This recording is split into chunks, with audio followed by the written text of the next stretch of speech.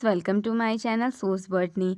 आज हम देखेंगे स्प्लाइसिंग क्या होती है। इससे पहले हमने देखा था पोस्ट ट्रांसक्रिप्शनल मॉडिफिकेशंस क्या क्या थी। तो इनमें तीन चीज़ें मुख्यतः होती हैं। तो फर्स्ट था 5 डेज कैपिंग, सेकंड था addition of poly A tail and third था स्प्लाइसिंग।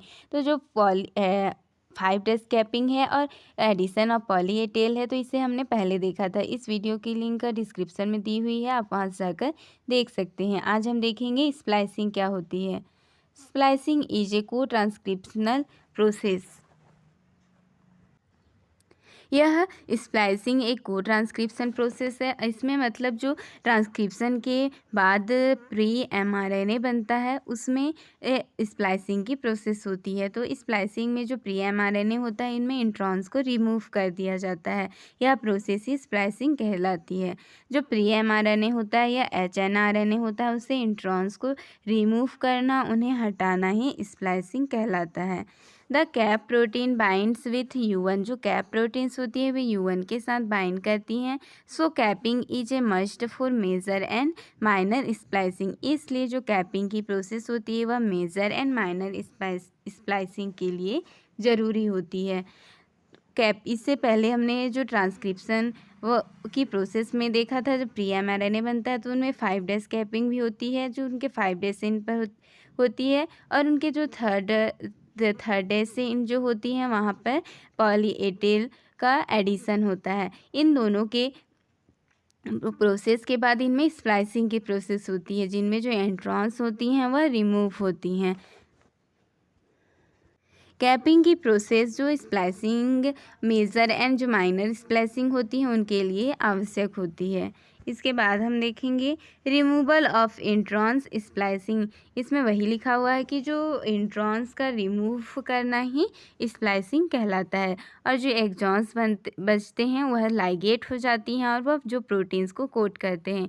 इंट्रॉन्स आरएनए सीक्वेंस है जो प्रोटीन के लिए कोड नहीं करते हैं। जो प्री एमआरएनए होता है उनमें जो इंट्रॉन्स होती हैं वह आरएनए के सीक्वेंसेस हैं और यह प्रोटीन्स को कोड नहीं करते हैं, इनसे प्रोटीन नहीं बनता है। इन इंट्रॉन्स को न्यूक्लियस में प्राइमरी ट्रांसक्रिप्ट से रिमूव कर दिया जाता है। एक्सॉन कोडिंग सीक्वेंस होती हैं, इन्हें एमआरएनए मॉलिक्यूल्स बनाने के लिए लाइगेट कर दिया जाता है और एमआरएनए मॉलिक्यूल्स को साइटोप्लाज्म में ले जाया जाता है। जो ट्रांसक्रिप्शन की प्रोसेस होती है उसमें प्री एमआरएनए बनता है, तो इनमें 2 पार्ट्स होते हैं, एक एक्सॉन्स वाला पार्ट होता है और एक इंट्रॉन्स वाला पार्ट होता है। तो जो इंट्रॉन्स वाला पार्ट होता है वह नॉन कोडिंग होता है, यह प्रोटीन्स को कोड नहीं करता है, इसलिए इसे रिमूव कर दिया जाता है। और जो एक्सॉन वाला पार्ट होता है यह कोडिंग सीक्वेंस होती हैं और ये जो एक्सॉन जो बचता है उसे लाइगेट कर दिया जाता है और यह एक मैच्योर एमआरएनए बन जाता है। और यह मैच्योर जो एमआरएनए होता है वह न्यूक्लियस से साइटोप्लाज्म में आ जाता है और वहाँ पर फिर जो ट्रांसलेशन की प्रोसेस होती है वह स्टार्ट होती है। तो इनमें इंट्रॉन्स को रिमूव करना ही स्प्लाइसिंग कहलाती है। और यह प्रोसेस किस प्रकार से होती है वह हम आगे देखेंगे। The molecular machine that accomplishes the task of splicing is known as the spliceosome। जो स्प्लाइसिंग की प्रोसेस में कुछ स्ट्रक्चर बनती हैं जिन्हें हम स्प्लाइसियोसोम कहते हैं। ये विभिन्न प्रोटीन्स जो होती हैं इनमें इन्वॉल्व होती हैं, जिनके द्वारा जो इंट्रॉन्स होता है वह रिमूव होता है। एक्सेस्ड इंट्रॉन एक लैरिएट स्ट्रक्चर के रूप में होता है जो डिग्रेड हो जाता है। इनमें जो इंट्रॉन्स होती हैं वह एक लैरिएट स्ट्रक्चर के रूप में बाहर निकलती हैं और यह डिग्रेड हो जाती हैं। और जो इंट्रॉन्स होती हैं उनका जो प्री एमआरएनए होता है उनसे रिमूवल हो जाता है। स्प्लाइसिंग की जो प्रोसेस होती है उनमें विभिन्न प्रकार के जो प्रोटीन्स होती हैं वह इन्वॉल्व होती हैं। तो इनमें हम देखेंगे कौन कौन से प्रोटीन्स हैं जो इस स्प्लाइसिंग की प्रोसेस में आते हैं।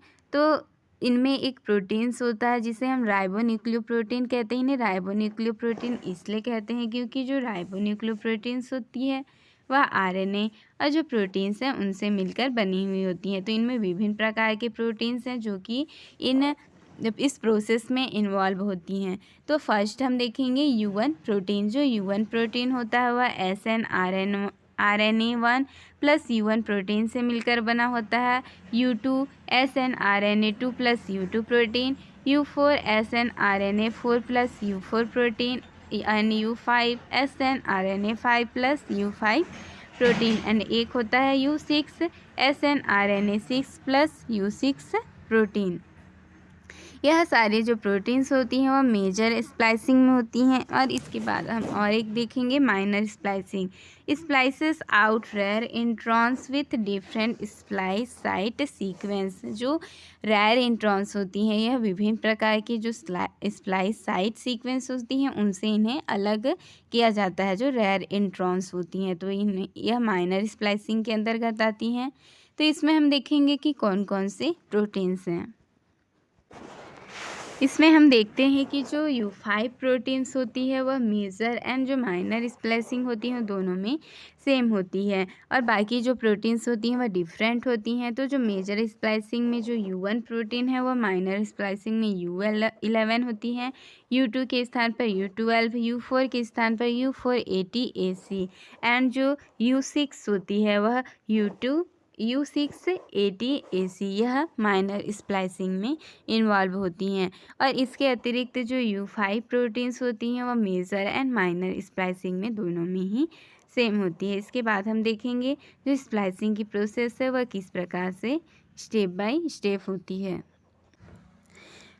सबसे पहले हम देखते हैं कि यह एक प्री एमआरएनए है जो कि ट्रांसक्रिप्शन की प्रोसेस के बाद बनता है। यह प्री एमआरएनए होता है जिनमें विभिन्न प्रकार के मॉडिफिकेशंस होती हैं। इनमें 5 डेज कैपिंग हो चुकी है और एंड 3 डेज प्राइम पर जो पॉली ए टेल होती है उनका एडिशन होता है। तो ये इन प्रोसेस के बाद इनमें स्प्लाइसिंग की प्रोसेस होती है। जो स्प्लाइसिंग होती है उनमें यह रिमूव हो जाते हैं। तो प्री एमआरएनए में हम देखते हैं कि कौन कौन से पार्ट हैं। तो इनमें ये वाला पार्ट जो है यह एक्सॉन है एंड ये वाला एक्सॉन 2 और यह इंट्रॉन 1 एंड इसी तरीके से आगे इंट्रॉन 2। तो इनमें जो इंट्रॉन वाला पार्ट होता है यह नॉन कोडिंग होता है। यह प्रोटीन्स को कोड नहीं करता है, जिससे जो प्रोटीन्स के लिए ट्रांसलेशन के लिए प्रोसेस के लिए एक मैच्योर एमआरएनए बनाना होता है। तो इस मैच्योर एमआरएनए में इस इंट्रॉन्स को रिमूव कर दिया जाता है। तो इसमें हम देखते हैं कि जो प्री एमआरएनए होती है इनमें एक्सॉन और जो यह एक्सॉन 2 है और यह इंट्रॉन्स है। तो इंट्रॉन्स को हम कैसे पहचानेंगे। तो जो इनके इंड होती हैं इनमें 5 डेज की तरफ हम देखेंगे। तो जो इनका इंड होता है यह GU रिच रीजन होता है और इधर देखेंगे हम 3 डेज इनकी तरफ तो यह AG रिच रीजन होता है। तो इससे हमें पहचान सकते हैं कि यह इंट्रॉन्स है। और इनमें एक और सीक्वेंस होती है जिसे हम जहाँ पे एडेनिन होती है इसे हम क्यूरेक्स कहते हैं, CURAC। यह क्यूरेक्स सीक्वेंस होती है जहाँ पर जो U2 प्रोटीन्स होती है वह आकर बाइंड करती है। इस प्री एमआरएनए में हम देखते हैं कि जो GU रिच रीजन होता है वहाँ पर जो U1 प्रोटीन्स होता है वह आकर बाइंड करता है। इसके अतिरिक्त इनमें एक और प्रोटीन्स होती हैं जिसे U2 ऑक्सिलरी फैक्टर्स कहते हैं।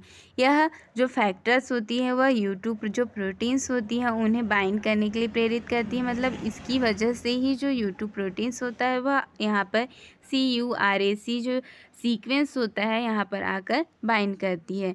तो इस U2 प्रोटीन्स के लिए सबसे पहले जो U2AF है, U2 ऑक्सिलरी फैक्टर्स होती है वह AG रीजन पर आकर यहाँ पर बाइंड कर जाते हैं। इसके अलावा इनमें एक और प्रोटीन्स होती है जिसे BBP, इसे ब्रिज बाइंडिंग प्रोटीन्स कहते हैं। यह ब्रिज बाइंडिंग प्रोटीन्स होती हैं, ब्रिज के समान यह मध्य में हो जाती हैं। और जो U1 और U2AF जो U2 ऑक्सिलरी फैक्टर्स होती हैं उनके बीच में यह ब्रिज बाइंडिंग प्रोटीन्स होती है। किस तरीके से यह स्ट्रक्चर बनेगा तो हम देखेंगे। जो U1 होता है वह सबसे पहले GU जो रिच रीजन है वहाँ पर आकर यह बाइंड कर जाता है। और U2 प्रोटीन्स के लिए जो U2 ऑक्सिलरी फैक्टर्स होती हैं वह AG रीजन पर आकर बाइंड कर जाती हैं। और इनके मध्य में एक और प्रोटीन्स होता है जिसे हम जिसे हम ब्रिज बाइंडिंग प्रोटीन्स कहते हैं। इसके बाद जो आगे आती हैं U2 प्रोटीन्स, जैसे यह सब CuRAC इस रीजन पर आकर यहाँ अटैच हो जाएंगी, यहाँ बाइंड कर जाएंगी। इसके बाद U4, U5, U6 यह सभी प्रोटीन्स आती हैं और एक स्प्लाइसियोसोम का निर्माण होता है। इसमें जो U2AF ऑक्सिलरी फैक्टर्स आकर बाइंड कर जाती हैं। उसके बाद हम देखते हैं कि जो U1 प्रोटीन्स था वह जो GU रिच रीजन होती है वहाँ आकर बाइंड करता है। जो U2 होता है वह CuRAC जो क्यूरेक्स सीक्वेंस होती है वहाँ पर आकर यह U2 इस तरीके से बाइंड कर जाता है। इसके बाद और जो प्रोटीन्स हैं वो आते हैं, जैसे कि U4, U6, U5 यह प्रोटीन्स भी आकर यहाँ पर बाइंड कर जाते हैं और एक स्ट्रक्चर बनाते हैं जिसे हम स्प्लाइसियोसोम कहते हैं। इसके बाद हम देखते हैं कि क्या होता है। जो स्प्लाइसियोसोम के बन जाने के बाद इनमें जो U6 जो प्रोटीन्स होती हैं, यह U6 प्रोटीन्स होती हैं, वह U6 जो प्रोटीन होती हैं यह एंडोन्यूक्लियस एक्टिविटी दर्शाती हैं और यह U6 जो प्रोटीन्स हैं उनके एंडोन्यूक्लियस एक्टिविटीज़ के कारण जो यहाँ पे UG रीजन है, रिच रीजन है, वहाँ पर एक ब्रेक हो जाता है, जिससे जो एक्सॉन वाला पार्ट होता है वह अलग हो जाता है और यह इंट्रॉन्स वाला पार्ट इस तरीके से यहाँ पर अलग हो जाएंगे। तो इन दोनों जो जुड़े हुए होती हैं, तो यहाँ पर इस U6 प्रोटीन की वजह से यहाँ पर यह ब्रेक हो जाता है, जिससे जो यह एक्सॉन होता है वह इधर अलग हो जाता है। यह एक्सॉन्स के अलग हो जाने के बाद जो इंट्रॉन्स होती हैं वह एक लैरिएट स्ट्रक्चर का फॉर्मेशन करती हैं। इनमें हम देखते हैं कि जो एक्सॉन था वो यहाँ पर इस तरीके से यहाँ पे ब्रेक हो गया और यह एक्सॉन यहाँ से अलग हो जाता है। इसके बाद जो U4 होती हैं और U1 जो प्रोटीन्स होती हैं वह डिसोसिएट हो जाती हैं, यहाँ से निकल जाती हैं और जो U6 होती है उनकी एंडोन्यूक्लियस एक्टिविटी के कारण यह एक्सॉन जो था वह बाहर निकल गया और इसमें जो इंट्रॉन्स वाला पार्ट होता है यहाँ CuRAC, तो जो एडेनिन होती है वहाँ पर आकर यह फास्फोडाइएस्टर बॉन्ड बना लेता है। यहाँ पे एक रीजन दिया हुआ था जिसे हम CuRAC जो सीक्वेंस थी, तो जो एडेनिन होती है उनके साथ आकर यह जो इंट्रॉन्स वाला पार्ट होता है वह आकर फास्फोडाइएस्टर बॉन्ड बना लेता है। यह इस प्रोसेस में फर्स्ट फास्फोडाइएस्टर का फॉर्मेशन होता है। यह प्रोसेस फर्स्ट ट्रांसएस्टरिफिकेशन कहलाती है। इनमें जो U6 प्रोटीन्स होती हैं उनके द्वारा एक्सॉन सबसे पहले इन दोनों के मध्य का जो बॉन्ड होता है वह ब्रेक होता है, यह एक्सॉन अलग हो जाता है और जो इंट्रॉन्स वाला पार्ट होता है वह आकर यहाँ एडेनिन के साथ एक फास्फोडाइएस्टर बॉन्ड बना लेता है और एक लैरिएट स्ट्रक्चर का फॉर्मेशन करता है। इस प्रकार से जो स्ट्रक्चर बनता है इसे हम लैरिएट स्ट्रक्चर कहते हैं। यह फर्स्ट ट्रांसएस्टरिफिकेशन की प्रोसेस है और यह उन पूरी स्प्लाइसिंग की प्रोसेस में यहाँ फर्स्ट फास्फोडाइएस्टर बॉन्ड बनता है जो इंट्रॉन्स की ये इस वाले पार्ट से लेकर यहाँ जो CuRAC जो सीक्वेंस होती है वहाँ पर आकर यह बॉन्ड बनता है। इसके बाद हम देखते हैं कि जो U5 जो प्रोटीन्स होती है उनके द्वारा एंडोन्यूक्लियस एक्टिविटी होती है, जिससे यहाँ वाला जो इंट्रॉन्स वाला पार्ट था और यह एक्सॉन वाला पार्ट है, इन दोनों के मध्य जो बॉन्ड होता है वह ब्रेक हो जाता है। यह U5 प्रोटीन्स की वजह से होता है, जिससे जो यह एक्सॉन होता है वह यहाँ से अलग हो जाता है और जो इंट्रॉन्स होती हैं लैरिएट स्ट्रक्चर में होती हैं वह अलग हो जाती हैं। इनमें सेकेंड फास्फोडाइएस्टर बॉन्ड बनता है और यह सेकेंड ट्रांसएस्टरिफिकेशन प्रोसेस कहलाती है।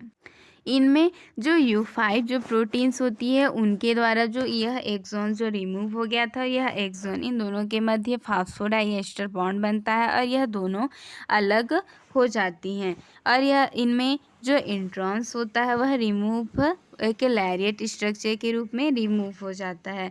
तो इनमें दो फास्फोडाइएस्टर बॉन्ड बने थे पहले, यहाँ पर जो इंट्रॉन्स होती हैं वह आकर यहाँ पर एडेनिन के साथ यहाँ पर जो सीक्वेंस होती है वहाँ पर आकर यह फर्स्ट फास्फोडाइएस्टर बॉन्ड बनाता है और एक जो एक्सॉन होती हैं उनके मध्य यह प्रोसेस सेकेंड ट्रांसएस्टेरिफिकेशन कहलाती है, जिनमें जो एक इंट्रॉन्स होता है वह एक लैरिएट स्ट्रक्चर के रूप में रिमूव हो जाता है और यह इनमें जो एक्सॉन्स होती हैं वह अलग हो जाती हैं। यह एक मैच्योर एमआरएनए होता है जो न्यूक्लियस से निकलकर साइटोप्लाज्म में जाता है और साइटोप्लाज्म में फिर जो ट्रांसलेशन की क्रिया होती है वह स्टार्ट होती है। तो यह जितनी भी 5' capping, addition of poly A tail and जो स्प्लाइसिंग की प्रोसेस है यह सभी न्यूक्लियस में होती है और इनके बाद एक मैच्योर जो एमआरएनए होता है वह बनता है और यह मैच्योर एमआरएनए जो होता है वह साइटोप्लाज्म में आ जाता है और साइटोप्लाज्म में आने के बाद इनमें जो ट्रांसलेशन की प्रोसेस होती है वह शुरू होती है और प्रोटीन का सिंथेसिस होता है। इस प्रकार हमने देखा कि जो पोस्ट ट्रांसक्रिप्शनल मॉडिफिकेशंस थी वह 3 स्टेप में कंप्लीट होती है। फर्स्ट होता है 5' कैपिंग, सेकेंड होता है addition of poly A tail and third होता है स्प्लाइसिंग की प्रोसेस, जिनमें जो इंट्रॉन्स होते हैं वह रिमूव हो जाते हैं। इसके बाद हम देखेंगे कि जो स्प्लाइसिंग होती है वह किस किस प्रकार से होती है, जिनमें सेल्फ स्प्लाइसिंग होती है, अल्टरनेट स्प्लाइसिंग होती है एंड जो ट्रांस स्प्लाइसिंग होती है। यह सभी हम नेक्स्ट वीडियो में देखेंगे। इसकी पीडीएफ आपको टेलीग्राम चैनल पर मिल जाएगी और जो टेलीग्राम चैनल का लिंक है वह डिस्क्रिप्शन में दिया हुआ है। अगर आपको वीडियो अच्छी लगी हो तो प्लीज़ मेरे चैनल को सब्सक्राइब कर दीजिएगा। Thanks for watching.